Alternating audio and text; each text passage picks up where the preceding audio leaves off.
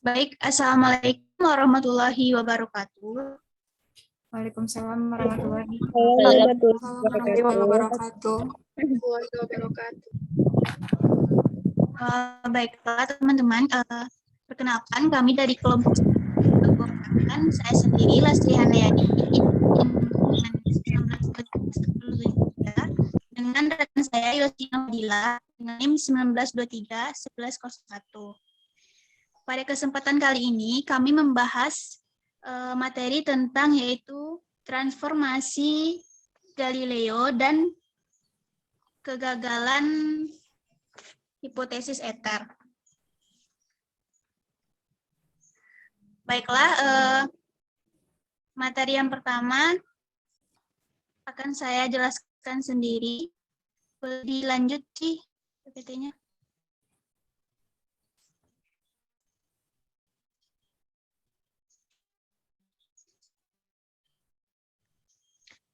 Materi yang pertama yaitu transformasi Galileo.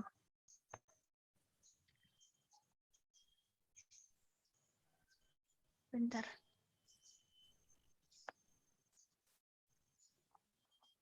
Transformasi Galileo adalah transformasi dari koordinat dalam suatu kerangka acuan ke sistem koordinat kerangka acuan lain yang bergerak konstan relatif terhadap kerangka acuan yang awal.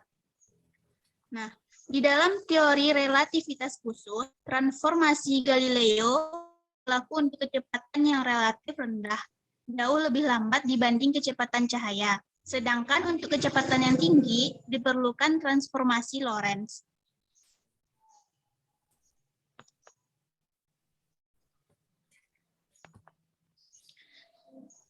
Nah, dapat kita lihat pada gambar, yaitu ada dua buah kerangka acuan S dan S aksen bergerak relatif satu sama lain.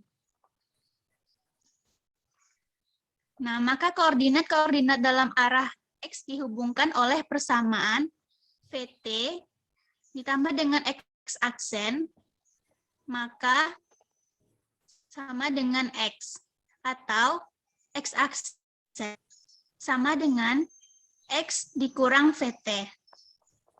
Sedangkan koordinat yang lain diberikan oleh persamaan Y aksen sama dengan Y dan Z aksen sama dengan Z. Di mana hubungan antara dua pengamatan dari suatu peristiwa yang sama sebagaimana diukur dalam S dan X aksen atau disebut dengan persamaan transformasi Galileo untuk koordinat dapat kita lihat pada gambar, yaitu X aksen sama dengan X dikurang VT, Y aksen sama dengan Y, Z aksen sama dengan Z, dan T aksen sama dengan T. Dan X sama dengan X aksen ditambah VT aksen, Y sama dengan Y aksen, Z sama dengan Z aksen, dan T sama dengan T aksen. Ini adalah persamaan 1.1. Selanjutnya, transformasi Galileo untuk kecepatan. Contoh, pada misalnya ada seorang pengamat berada dalam kerangka acuan S mengamati sebuah partikel yang dipindahkan dari X1 ke X2 antara waktu T1 dan T2. Di dalam kerangka acuan S aksen, pengamat melihat pergeseran partikel dari X aksen 1 ke X aksen 2 dalam interval waktu dari T aksen 1 hingga T aksen 2. Maka pengamat dalam kerangka acuan S, kecepatannya yaitu V aksen sama Vx sama dengan delta X per delta T atau sebanding dengan X2 dikurang X1 per T2 dikurang T1. Sedangkan untuk S aksen, yaitu V aksen X aksen sama dengan delta X aksen per delta X atau sebanding dengan X aksen 2 dikurang X. Belum sih.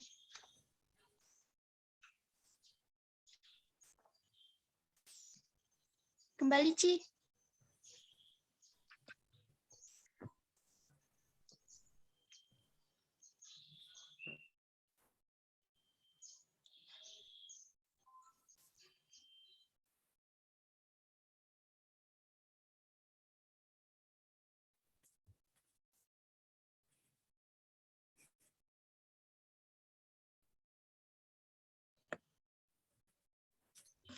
Kita lanjut ya teman-teman. Oke. Dari ya. Nah, sedangkan dalam X-aksen yaitu didapatkan V-aksen X-aksen sama dengan delta X-aksen per delta T-aksen atau sebanding dengan X-aksen 2 dikurang X-aksen 1 per T-aksen 2 dikurang T-aksen 1. Nah, dengan menggunakan transformasi Galileo, posisi untuk X ke X-aksen adalah V-aksen X sama dengan X-aksen 2 dikurang X-aksen 1 per T-aksen 2 dikurang T-aksen 1. Di mana buka kurung X2 dikurang VT2, tutup kurung dikurang dengan X1 dikurang VT1 per T2 dikurang T1. Dapat disederhanakan menjadi X2 per X1, X2 dikurang X1 per T2 dikurang T1 dikurang dengan V kali T2 dikurang T1 per T2 dikurang T1. Sehingga didapatkanlah rumus yang sederhananya yaitu, lanjut Ci. Nah, sehingga diperolehlah rumus sederhananya yaitu V aksen X aksen sama dengan Vx dikurang V. Atau dapat kita jabarkan seperti ini, V aksen X aksen sama dengan Vx dikurang V, Vx sama dengan Vy, V aksen Z aksen sama dengan Vz, dan Vy sama dengan V aksen X aksen ditambah V, Vy sama dengan V aksen Y aksen, dan Vz sama dengan V aksen Z aksen. Persamaan ini adalah persamaan 1,2. Kemudian, dapat kita diferensialkan persamaan 1,1 tadi terhadap waktu dengan mengingat bahwa aksen sama dengan T. Nah, di sini dapat dijabarkan yaitu X aksen sama dengan X dikurang VT. Jadi dx aksen per dt sebanding dengan dx per dt dikurang V. Dapat disederhanakan menjadi V aksen X aksen sama dengan dx dikurang V. Untuk y aksen sama dengan y, yaitu dy aksen per dt aksen sama dengan dy per dt. Sederhananya yaitu V aksen y aksen sama dengan Vy. Untuk z aksen sama dengan z, di mana dz aksen per dt sama dengan dz per dt. Sederhananya yaitu V aksen Z aksen sama dengan VZ. Persamaan ini adalah persamaan 1,3. Kemudian untuk transformasi balik dari S aksen ke S untuk kecepatan yaitu Vx sama dengan V aksen X aksen ditambah V.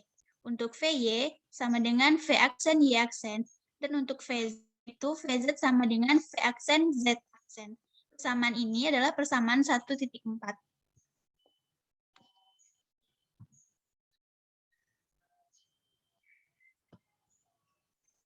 Kemudian untuk transformasi Galileo untuk kecepatan.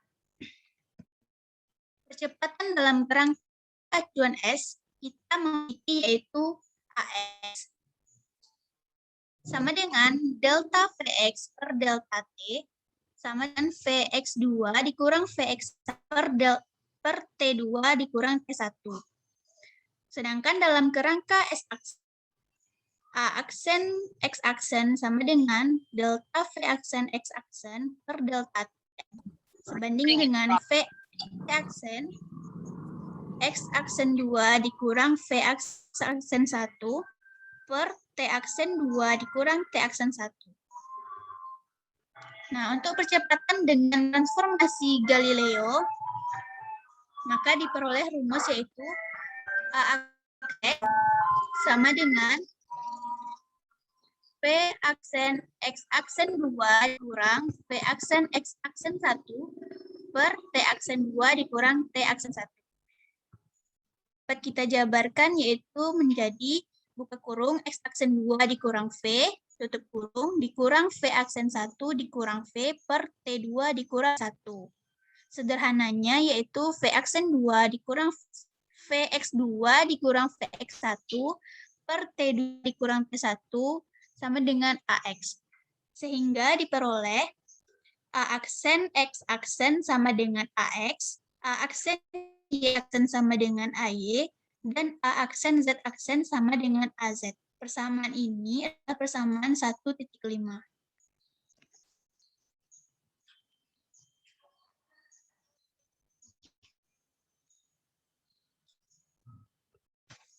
Kerangka acuan yang berbeda menghasilkan besaran-besaran berbeda untuk posisi dan komponen kecepatan dalam arah gerak.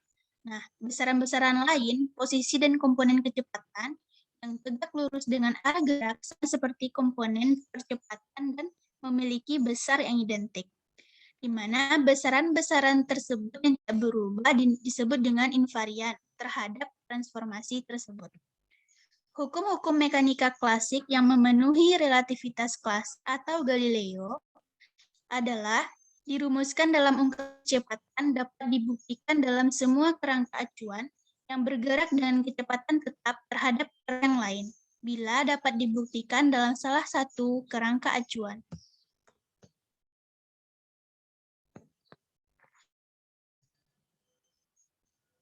Baiklah, materi selanjutnya akan dilanjutkan oleh rekan saya, yaitu Yosi Novadila. Kepada Yosi, dipersilakan. Baiklah, terima kasih Lastri. Baiklah, materi selanjutnya akan saya jelaskan, yaitu mengenai kegagalan hipotesis ether. Hipotesis sebelumnya mengenai ether yaitu, ether adalah zat perantara dari cahaya, tidak memiliki massa, tidak tampak, dan mengisi seluruh ruangan. Pada akhir abad ke-19, para ahli fisika dan matematika berdebat tentang keberadaan zat yang memenuhi seluruh alam semesta. Zat ini dinamakan ether. Ether diyakini sebagai media untuk cahaya matahari merambat melalui ruang hampa udara ke seluruh alam semesta, termasuk cahaya yang sampai ke permukaan bumi. Untuk membuktikan keberadaan ether tersebut, Albert Michelson 1852 sampai 1887 bersama asistennya Edward W. Morley pada tahun 1887 melakukan percobaan.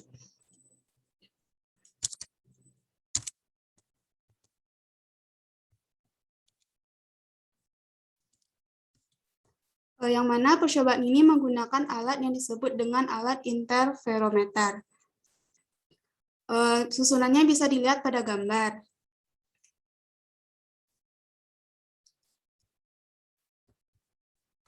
Dalam percobaan ini, ether dianggap diam sedangkan bumi bergerak ke kanan dengan laju V bumi. Cahaya laser yang diarahkan ke cermin bening sebagian diteruskan ke cermin bergerak dan sebagian lagi dipantulkan menuju cermin diam. Karena bumi bergerak ke kanan, maka akan terjadi angin ether yang akan bergerak ke relatif ke kiri. Berdasarkan sinar laser B yang ditembakkan ke N, sinar laser B yang ditembakkan ke N dipantulkan ke D, dipantulkan lagi oleh D menembus B menuju layar pengamat di bumi. Bekas sinar laser A ditembakkan ke B, diteruskan ke M, dan dipantulkan oleh M menuju B lagi, dan B memantulkan menuju layar pengamat di bumi. Anggap laju sinar laser B adalah CB dan laju sinar laser A adalah CA dalam satuan meter per sekon atau M per S.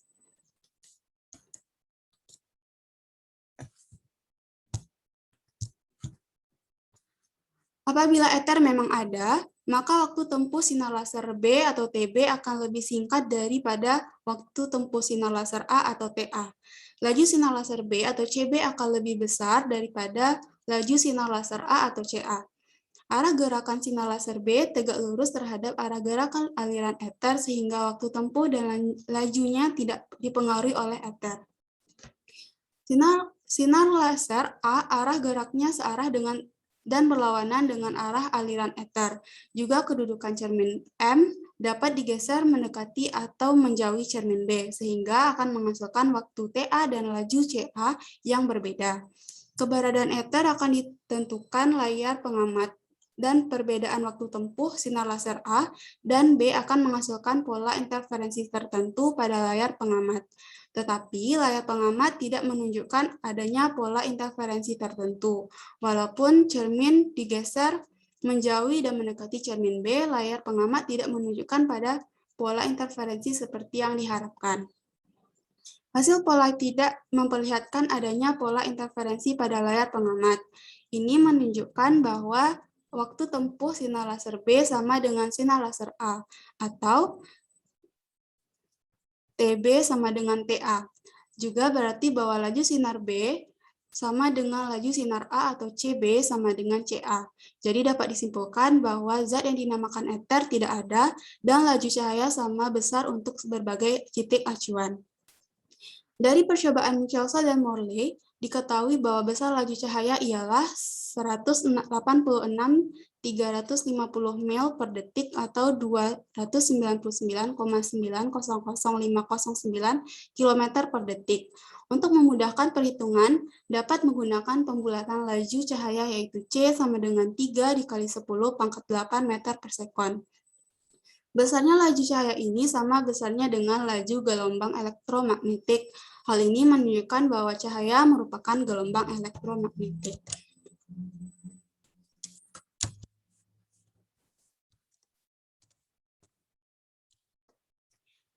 Sehingga dari hipotesis Michelson dan Morley ini dapat diambil kesimpulan yang pertama, hipotesa tentang ether itu tidak benar. Ether itu tidak ada. Yang kedua, kecepatan cahaya adalah sama untuk segala arah, tidak tergantung pada kerangka acuan inersial. Selanjutnya kita masuk kepada contoh soal. Yang pertama yaitu sebuah kereta api bergerak dengan kecepatan 60 km per jam. Seorang penumpang berjalan dalam kereta dengan kecepatan 6 km per jam, searah dengan kereta. Berapa kecepatan penumpang tersebut terhadap orang yang diam di tepi rel? Pembahasannya yaitu yang pertama, diketahui orang yang diam di tepi rel disebut dengan kerangka acuan S. Kereta api terhadap orang diam disebut dengan kerangka acuan S aksen. Kecepatan kerangka acuan atau S aksen terhadap kerangka acuan S yaitu V sama dengan 60 km per jam. Sedangkan kecepatan penumpang terhadap kerangka acuan S aksen yaitu U aksen X sama dengan 6 km per jam. Yang ditanya di sini adalah kecepatan penumpang atau UX terhadap orang yang diam. Pembahasannya itu kita menggunakan persamaan X sama dengan UX dikurang V. UX sama dengan U aksen X ditambah V. Selanjutnya kita masukkan nilai U aksen X sama dengan 6 km per jam dan V itu 60 km per jam. Dijumlahkan mendapatkan UX sama dengan 66 km per jam, sehingga kecepatan penumpang terhadap orang yang diam yaitu 66 km per jam. Untuk contoh soal yang kedua,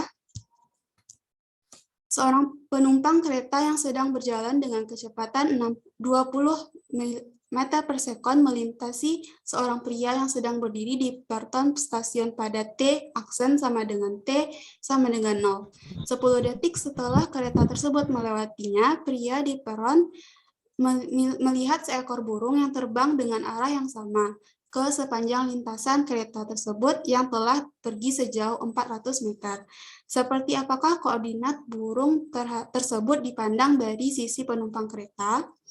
Pembahasannya yaitu diketahui V sama dengan 20 meter per sekon. T0 yang awal yaitu 0 dan T yaitu 10 sekon dan X 400 meter. Yang ditanya yaitu koordinat burung tersebut dipandang dari sisi penumpang kereta. Yang ditanya adalah koordinat X, Y, Z, T. Untuk nilai X yaitu 400 meter dari soal kita mengetahuinya dari soal. Untuk Y yaitu 0 dan Z 0, T 10 sekon. Untuk mencari X aksen kita menggunakan rumus X dikurang VT yaitu X-nya 400 dikurang V-nya itu 20 meter per sekon dan T adalah 10. 20 dikali 10, 200, 400 dikurang 200 meter sama dengan 200 meter. Sehingga dapat koordinat burung tersebut dipandang dari sisi penumpang kereta yaitu X aksen, Y, Y aksen, Z aksen, T aksen sama dengan 200,0,0,10 sekon.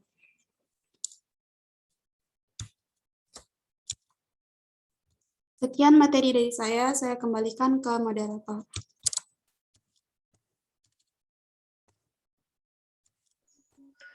Baik, terima kasih kepada Yosi. Tapi di sini sedang azan, kalau di pause sebentar gimana, Ci? Oke, jangan lupa mana. Berhenti aja dulu, Mas. Oke, Ci.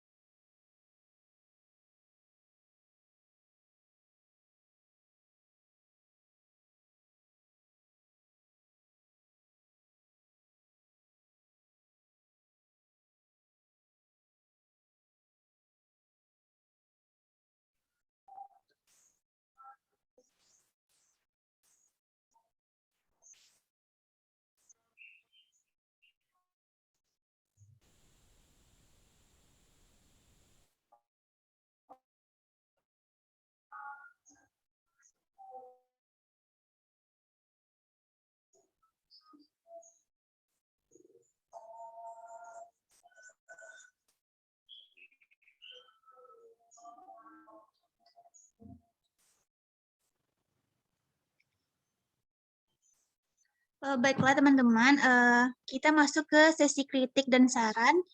Jika ada dari teman-teman yang mau memberikan kritik dan sarannya terhadap PPT, makalah, ataupun tampilan diskusi kami kali ini, dipersilakan untuk 3 orang terlebih dahulu. Izin memberikan kritik dan saran, moderator. Silakan Kak Mei. Nah, baik, terima kasih moderator. Untuk kritik dan sarannya, sebelum perkenalkan nama saya Melty, izin memberikan kritik dan saran untuk kelompok penyaji. Untuk PPT dan tampilan atau penyampaian materinya itu sudah sangat bagus dan juga makalahnya itu sudah sangat bagus, rapi dan lengkap. Nah, hanya sedikit saja yang perlu ditambahkan yaitu sumber dari gambar yang diambil pada makalahnya. Sekian, terima kasih. Terima kasih kepada Kak Mei. Mungkin berikutnya kami akan lebih teliti lagi. Terima kasih. Selanjutnya kepada teman yang lain, persilahkan.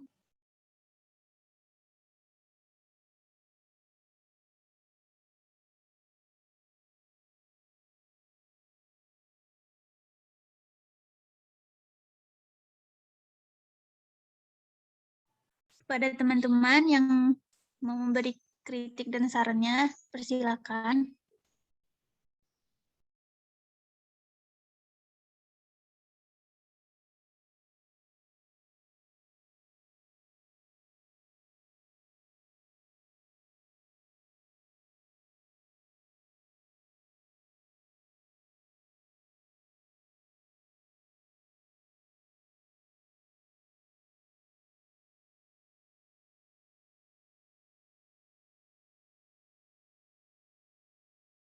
Iya, Astri.